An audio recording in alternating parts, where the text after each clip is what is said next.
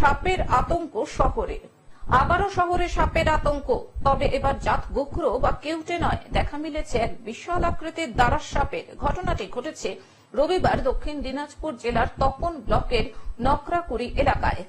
এদিন এক গৃহস্থ বাড়িতে লক্ষ্য করা যায় বিশাল আকৃতির এক দারাস সাপ।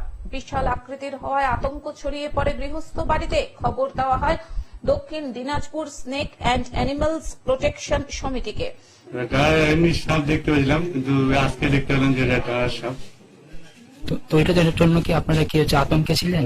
হ্যাঁ, ঘটনাস্থলে 2 সদস্যের টিম পৌঁছায়। যুদ্ধকালীন তৎপরতায় সাপটিকে উদ্ধার করা হয়। পরে নিজ পরিবেশে সাপটিকে ছেড়ে দেওয়া হয়। উদ্ধার শেষে সর্পপ্রেমী অতনু ঘোষ জানান, এটি দারাস সাপ, বিষহীন। বাইরে তীব্র দাবদাহ, তাই ঠান্ডার খোঁজে সাপটি ঘরে ঢোকে। ভয়ের কিছুই নেই। এই সাপ অনেক উপকারী, কৃষিক্ষেত্রে এই সাপ অনেক সাহায্য করে। পাশাপাশি এদিন সাপ না মারার বার্তা দেওয়া হয় সাধারণকে।